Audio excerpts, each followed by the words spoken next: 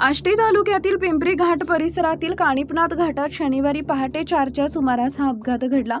पाटोदा येथील Noor travels MH 29 M 8397 ही बस पुण्याहून नांदेडकडे जात असताना घाटातील तीव्र वळणावर चालकाचा वाहनावरील ताबा सुटला।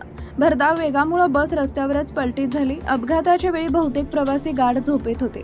अचानक बस पलटी झाल्याने प्रवाशांमध्ये भीतीचे वातावरण निर्माण झाले। बसमधून आरडाओरडा सुरू झाला।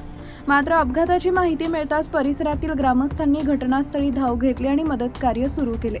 त्यानंतर अंबोरा पोलीस ठाण्याचे सहाय्यक पोलीस निरीक्षक विक्रांत हिंगे यांच्या नेतृत्वाखाली पोलीस पथक घटनास्थळी दाखल झाले। पोलिसांनी ग्रामस्थांच्या मदतीने बसमधील सर्व प्रवाशांना बाहेर काढले। किरकोळ जखमी झालेल्या काही प्रवाशांवर उपचारासाठी अहिल्यानगर इथं पाठवण्यात आले। अपघातानंतर प्रवाशांच्या पुढील प्रवासासाठी पर्यायी बसची व्यवस्था करण्यात आली। तसेच अपघातग्रस्त वाहन बाजूला करून महामार्गावरील वाहतूक सुरळीत करण्यात आली।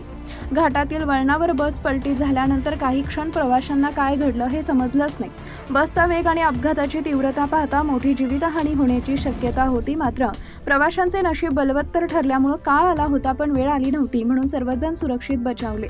अपघातानंतर स्थानिक नागरिकांनी पोलिसांनी दाखवलेली तत्परता कौतुकास्पद ठरली। जखमींना त्वरित मदत, प्रवाशांची सुरक्षित सुटका आणि वाहतूक सुरळीत करण्याचं काम युद्धपातळीवर सुरू करण्यात आले।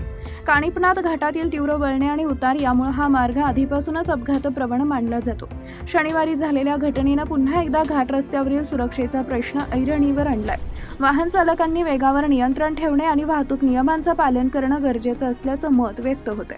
कानिपनाथ घाटातील या अपघातात बस पलटी होऊनही सर्व 30 प्रवासी सुरक्षित राहिले।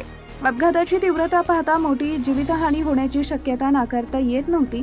मात्र प्रवाशांचे नशीब आणि पोलीस ग्रामस्थांची वेळेवर मिळालेली मदत यामुळे एक मोठी दुर्घटना टळली। हा प्रसंग घाट रस्त्यांवरील वेग आणि निष्काळजीपणाचे धोके अधोरेखित करणारा ठरलाय।